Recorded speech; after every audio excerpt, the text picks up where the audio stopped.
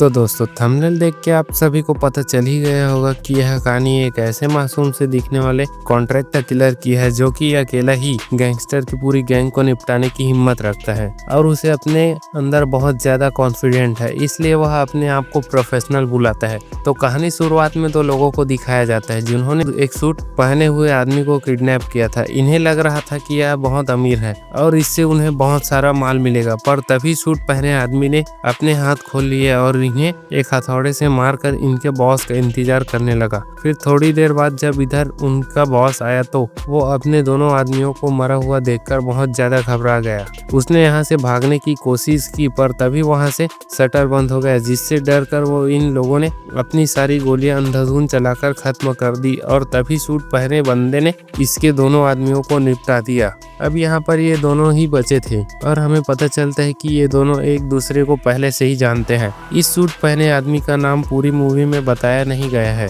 तो हम इसे मिस्टर प्रोफेशनल कहेंगे क्योंकि इनमें मूवी में कई बार कहा गया है कि मैं अपने काम में बहुत ज़्यादा प्रोफेशनल हूँ। दरअसल यह एक एसासिनस है जो कि पैसों के लिए कुछ भी करता है और यह अपने काम में बहुत ज़्यादा माहिर है। अब हमें पता चलता है कि इस गैंगस्टर ने इससे कुछ पैसे उधार लिए थे, पर उन्हें लौटाने के बदले में इसने मिस्टर प्रोफेशनल को ही निपटाने का प्लान बना लिया। अब गैंगस्टर ने उसे अपनी दोस्ती के वास्ते उसे छोड़ने के लिए कहा, पर मिस्टर प्रोफेशनल ने यह कहकर उसके पाँव में गोली मार दी कि दोस्ती थोड़ी पैसे लौटाते हैं। जिसके बाद उसके ब्रांडेड कपड़े खराब न हो जाए करके उसने रेन सूट को पहन लिया और उस गैंगस्टर को पेचकस से घोप कर मार दिया। इसके बाद वो यहाँ से एक इलीगल फाइट क्लब में पहुंचा जहां हमें मार्को को दिखाया जाता है जो कि पैसों के लिए यहाँ फाइट करता है और मिस्टर प्रोफेशनल इस पर काफी लंबे टाइम से नजर रख रहा था। अब मार्को इस फाइट को लेकर जीत गया और पैसे लेकर वो जब अपने घर पहुंचा तो वहाँ उसकी माँ बीमार थी। दरअसल मार्को एक नाजायज औलाद है जिसकी माँ को इसके बाप ने प्रेग्नेंट करके छोड़ दिया था और अब इसकी माँ बहुत बीमार है जिसका अगर सही टाइम पर ऑपरेशन नहीं हुआ तो वह मर जाएगी। इसलिए मार्को इतनी मेहनत करके पैसा कमा रहा था और साथ ही अपने बाप को भी ढूंढ रहा था ताकि वह अपनी माँ को बचा सके। अब अगले दिन मार्को अंकल के पास पार्क से मिलने के लिए गया जो कि एक अनाथ आश्रम चलाते हैं और मार्को ने इनसे अपने असली बाप को ढूंढने के लिए कहा था, पर अंकल पार्क ने बताया कि उनका कुछ पता ही नहीं चल रहा। तो फिर मार्को ने उन्हें कुछ पैसे दिए और अपने बाप को ढूंढने के लिए कहा। जिसके बाद उन्हें मार्को यहाँ से सीधा बियर बार में गया जहाँ उसे एक आदमी मिला जो कि उसकी पिछली फाइट जीतने से उससे बहुत इम्प्रेस हुआ था क्योंकि उसने एक थाई फाइटर को हराया था। वो उसे कहता है कि वो लोग एक ज्वेलरी शॉप को लूटने वाले हैं और उसमें उसे उसकी मदद चाहिए। उसे बस पावर कट करना है और सिक्योरिटी को देखना है जिसके बदले में उसे 10% मिलेगा। अब इस वक्त तो मार्को सोचूंगा कहकर वहां से निकल गया, पर घर जाकर जब उसने अपनी माँ के बारे में सोचा तो वह चोरी में उनका साथ देने के लिए मान गया। जिसके बाद ये दोनों उसी रात को ज्वेलरी शॉप को लूटने के लिए गए। जहाँ मार्को पावर कट करने के लिए गया तो उस पर कुछ लोगों ने पीछे से हमला कर दिया। दरअसल ये लोग वही थे जो चोरी तो इनका सिर्फ बहाना था, असल में तो इन लोगों ने मार्को को पीटना था क्योंकि उसने थाई फाइटर को हराया था। इसलिए वो लोग अब मार्को पर हमला करते हैं और मार्को भी बचने के लिए इनसे लड़ता है, पर ये लोग बहुत ज्यादा थे तो मार्को यहाँ से भागने लगता है और भागते हुए वो एक कार से टकरा जाता है जिसके अंदर से एक खूबसूरत और अमीर लड़की बाहर निकलती है और वह यह देखकर मार्को को मारने आए हुए लोग चले जाते हैं। जिसके बाद वो लड़की मार्को को लेकर हॉस्पिटल ले गई जहाँ उसने मार्को की मरहम पट्टी करवाई और उसका ब्लड टेस्ट भी करवाया। मार्को उसे ज्यादा तकलीफ देना तो नहीं चाहता था, पर लड़की ने उसे प्यार से बोला तो हॉस्पिटल में आ गया। इसके बाद उस लड़की ने मार्को से एक्सीडेंट के लिए माफी मांगी और उसे कुछ पैसे दिए। फिर पैसे लेकर जब मार्को हॉस्पिटल से बाहर आया तो उसे अंकल पार्क ने कॉल करके उसे अपने पास बुलाया और बताया कि उसके पिता मिल गए हैं और वह भी उसे ही ढूंढ रहे थे, वो जल्दी ही उसे कांटेक्ट करेंगे। अब अगले दिन जब मार्को अपनी माँ के साथ था तो यहाँ उसके पास उसके पिता भेजे हुए कुछ लोग आए जिन्होंने मार्को को बताया कि उसके पिता की तबीयत बहुत खराब है और वो उससे जल्द से जल्द मिलना चाहते हैं। वो लोग यहाँ मार्को के लिए पासपोर्ट और उसकी माँ का ख्याल रखने के लिए एक नर्स भी लाए थे और उन्होंने मार्को से कहा कि उसकी माँ का इलाज करवाना उसके पिता के लिए बहुत छोटी बात है। इसलिए अब मार्को उनके साथ चलने के लिए तैयार हो जाता है। इसके बाद हमें कोरिया में मार्को के पिता को दिखाया जाता है, जो कि बेड पर अपनी आखिरी सांस गिन रहे थे।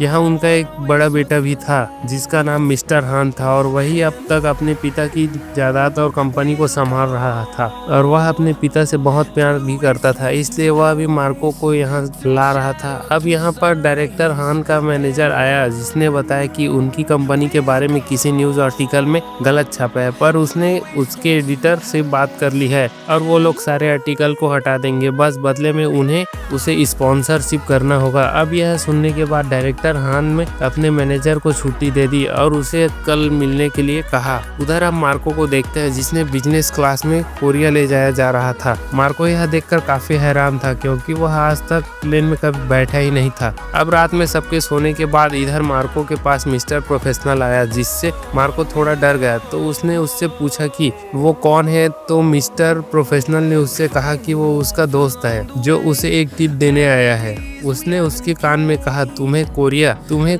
मारने के लिए ले जाया जा रहा है। अब इस बात से मार्को घबरा गया और सोच में पड़ गया, पर फिर मार्को ने उसकी बात को सीरियस नहीं लिया और प्लेन लैंड होने के बाद उनके साथ चला गया। इधर एयरपोर्ट में हम उसी लड़की को भी देखते हैं जिसकी गाड़ी से मार्को टकराया था। अब हमें पता चलता है कि इस लड़की का नाम योजो है और यह एक कॉन्ट्रैक्टर किलर है जो कि पैसे लेकर मर्डर वगैरह करती है। वो यहाँ मार्को की सौतेली बहन योंग से मिलती है। वो दोनों यहाँ पर कुछ बड़ा प्लान कर रही थी, जिसके लिए योंग योजो से इधर एक गन भी लेती है। फिर इधर हम डायरेक्टर हान को दिखाया जाता है, जिसने अब अपने उसी मैनेजर और उसी एडिटर को पकड़कर बहुत मारा था, क्योंकि वो दोनों एक दूसरे के जिगरी दोस्त थे और डायरेक्टर हान का मैनेजर उसी कंपनी की सीक्रेट बताया करता था। इसलिए अब डायरेक्टर हान एक को तो गोली मार देता है और दूसरे को उसे कहा कि 3 गिनने के बाद तुम भागना और मैं 10 गिनने के बाद गोलियां चलाना शुरू करूंगा। लेकिन वो आदमी 3 तक पहुंचने से पहले ही 2 गिनने में ही भागने लग गया, इसलिए डायरेक्टर ने उसे गोली से उड़ा दिया। फिर उधर हम मार्को को देखते हैं, जो कि डायरेक्टर के आदमियों के साथ गाड़ी में जा रहा था। तो उसकी गाड़ी बराबर में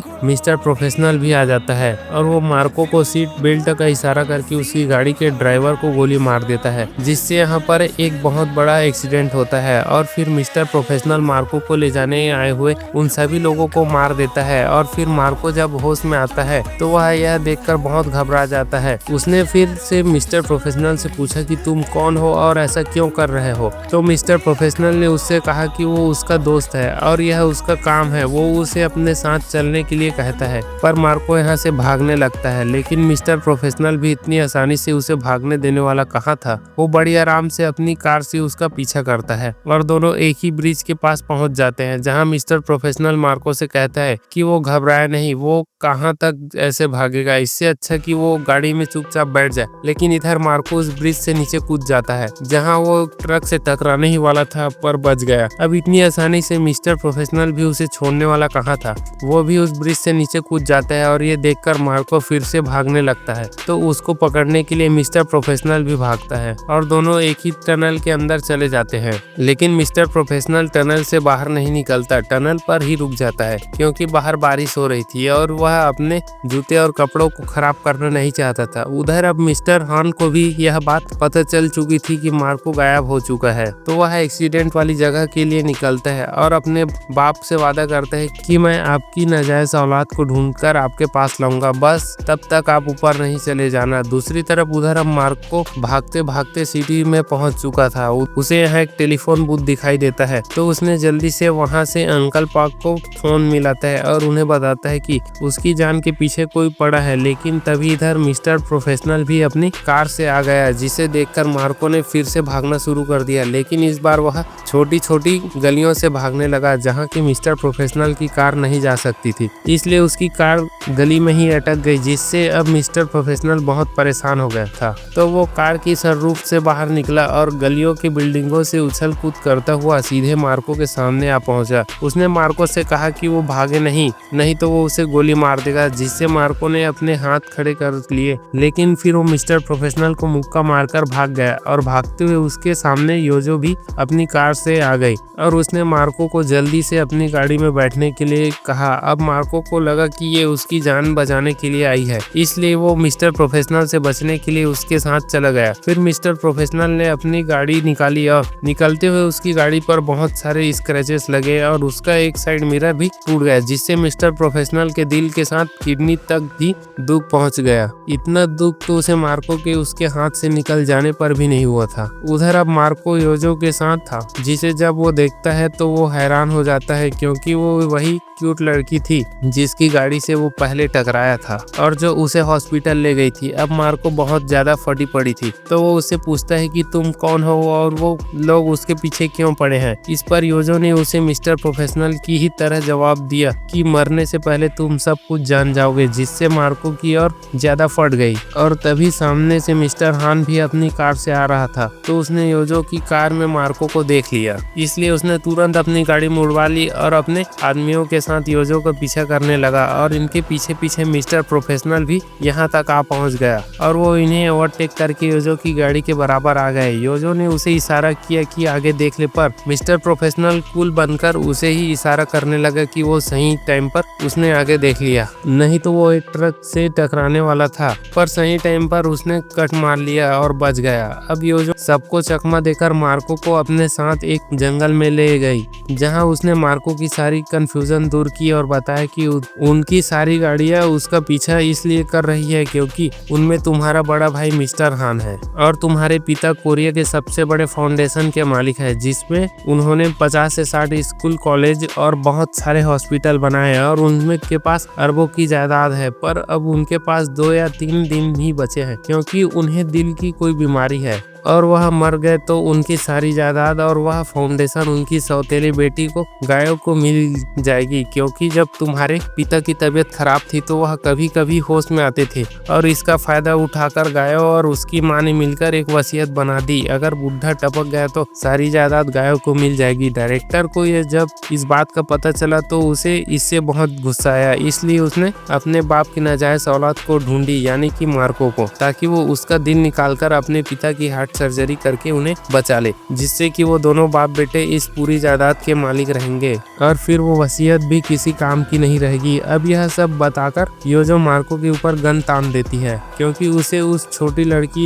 योंग ने ही हायर किया था मार्को को मारने के लिए, क्योंकि बुढ़े की सर्जरी हो गई तो हाथों से तो सारी जायदाद ही निकल जाएगी। अब योजो जब मार्को को गोली मारने ही वाली थी तो इधर पीछे से मिस्टर प्रोफेशनल ने उसकी गाड़ी को ठोक दी और मार्को बच गया। फिर तभी मार्को उससे लड़कर कार से बाहर निकल गया और जंगल की तरफ भाग गए। योजो उस पर गोलियां भी चलाई, लेकिन वह बच गया। तो अब योजो ने मिस्टर प्रोफेशनल पर ही गोलियां बरसा दी, लेकिन मिस्टर प्रोफेशनल तो प्रोफेशनल ही है। वह गाड़ी में छुप गया और गोलियों से उसकी गाड़ी में छेद हो गए, जिससे उसे बहुत गुस्सा आया। अब योजो की भी गोलियां खत्म हो चुकी थी, तो उसने जल्दी से मैगजीन बदली और वो जैसे ही गोली चलाने के लिए तैयार हुई तो ऊपर से हेलो पापा इज हियर बेबी, फिर उसने बदले में योजो को ठोक दिया। उधर हम मार्को को देखते हैं, जो कि भागते भागते रोड पर पहुंचा तो यहाँ उसके भाई मिस्टर हान को वो मिल गया और वो उसे अपने साथ अपने पैलेस ले आया, जहाँ उसने अपने बाप को डॉक्टर की टीम के साथ तैयार रखा था। अब यहाँ उसने मार्को को सबसे पहले अपनी सौतेली बहन गायों से मिलाया,